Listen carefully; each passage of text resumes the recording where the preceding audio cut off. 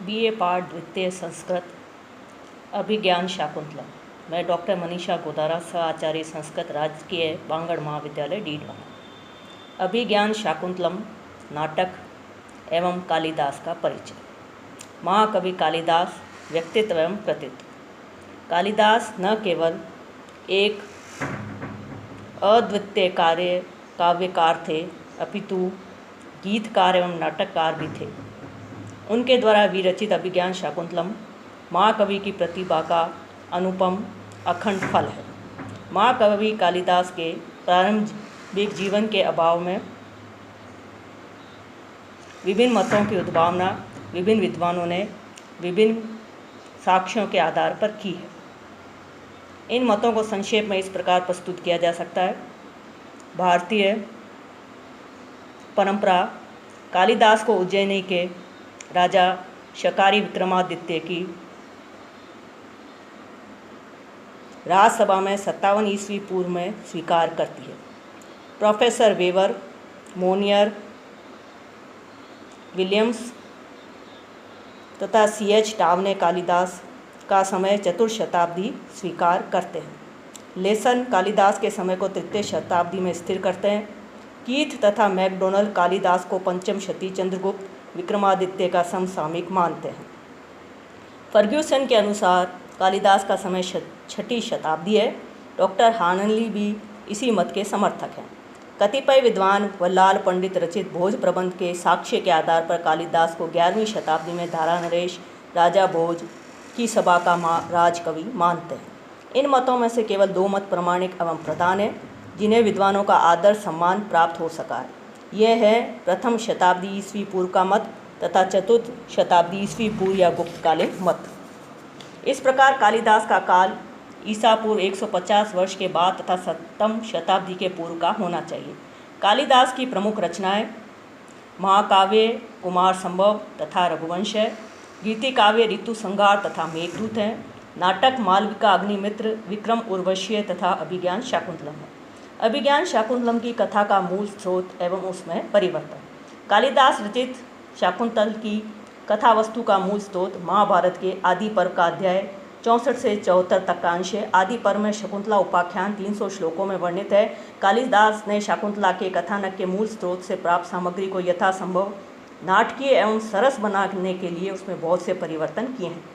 दुर्वासा के शाप की चर्चा महाभारत की कथा में है ही नहीं। कवि ने नाटक में शाप की योजना कर दुष्यंत को मूल कथा के साधारण चरित्र से उठाकर आदर्श की पीठिका पर ससम्मान स्थापित किया है। शापवश राजा शकुंतला को भूल गया था, अतः शाप की परिसमाप्ति के लिए किसी साधन से राजा की स्मृति जागृत करना आवश्यक था। इस कार्य के लिए महाकवि ने अंगूठी वाली घटना की योजना की है। महाभारत में दुष्यंत अपने दरबार में आई हुई शकुंतला को पहचान कर भी राजनीति के कारण उसको स्वीकार करने से मना करता है। वह शकुंतला तथा शकुंतला पुत्र को उस समय स्वीकार करता है जबकि आकाशवाणी उसे ऐसा करने के लिए कहती है। परंतु शाकुंतल में दुष्यंत को शकुंतला तथा शकुंतला पुत्र से मिलने के लिए जिस पृष्ठभूमि का निर्माण कालिदास ने किया है वह अपने आप में अद्भुत है। इसी प्रकार इंद्र सारथी मातली द्वारा राजा को देवगणों के सहायतार्थ अमरावती ले जाने तथा वहाँ से लौटकर मारीच ऋषि के आश्रम में राजा को पहुँचाने की अवतारणाएं भी कालिदास की कवि प्रतिभा की मौलिक सूझ है।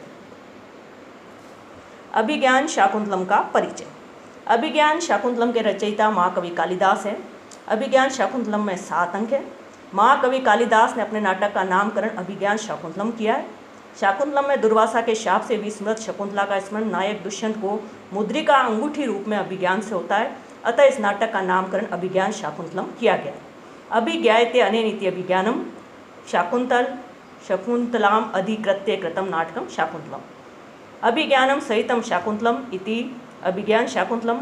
अभिज्ञानेन स्मृतम अभिज्ञान स्मृतम शकुंतलाया इदम इति शाकुंतलम। अभिज्ञान स्मृतम च तत् शाकुंतलम च इति अभिज्ञान शाकुंतलम, अर्थात अभिज्ञान से स्मरण किया हुआ शकुंतला का पानी ग्रहण है।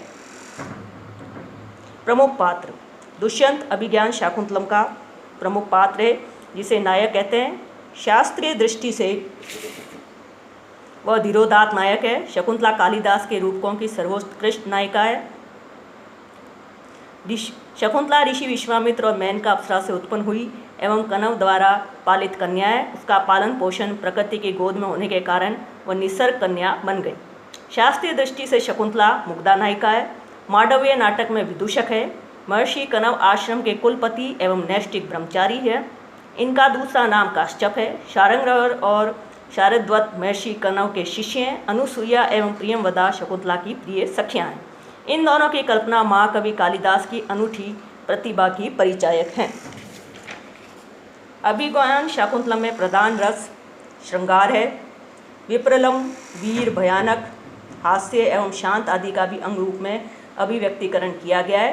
सप्तम अंक में भरत के वर्णन में वात्सल्य रस द्रष्टव्य है। जब राजा सर्वदमन को देखकर उसको प्यार करने के लिए तथा गोदी में उठाने के लिए उत्सुक हो जाता है, उसकी अकारण हंसी एवं तोतली भाषा पर मुग्ध होता है। अभिज्ञान शकुंतलम की भाषा प्रांजल, परिमार्जित एवं सरलता परिष्कृत है। इस नाटक में कवि ने पात्रानुकूल भाषा का प्रयोग किया है। वस्तुतः कालिदास संस्कृत एवं प्राकृत दोनों भाषाओं के प्रयोग में सिद्धहस्त हैं। कालिदास संवाद के माध्यम से नाटकीय कथा वस्तु में विकास लाए हैं।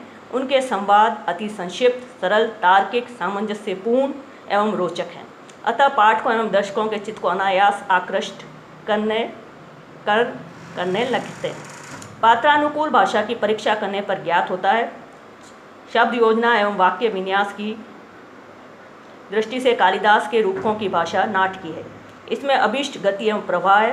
यही कारण है कि इनके रूपकों के वाक्यों ने सूक्तियों का रूप धारण कर लिया है। उदाहरणार्थ यहाँ कुछ सूक्तियाँ प्रस्तुत है। किम इव ही मधुरानाम मंडनम नाकृतीनाम इत्थम आत्मकृतम अप्रतिहतम चापलम दहति अतः परीक्ष्य कर्तव्यम विशेषात् संगतम रह अज्ञात हृदयेषु एवं वैरी भवति सौहृदयम ननु प्रवाते अपि निष्कंपा गिर्य। दुष्यंत कितने छोटे शब्दों में अपने आनंद अतिरेक को व्यंजित करता है। अयलब्धम नेत्र निर्वाणम। कालिदास की सभी रचनाएं वैदर्भी रीति में रचित है। महाकवि कालिदास की भाषा शैली सरल, परिष्कृत एवं प्रांजल है। भाषा पर कालिदास का असामान्य अधिकार है। कालिदास अलंकारवादी कवि न होकर रस सिद्ध कवि हैं। अतः उन्होंने अपनी रचनाओं में कभी भी अलंकारों को विशेष स्थान प्रदान नहीं किया है। यद्यपि कालिदास अर्थांतर न्यास के प्रयोग में कुशल हैं, फिर भी उनकी उपमा सर्वोत्कृष्ट है। कहा जाता है उपमा कालिदास से।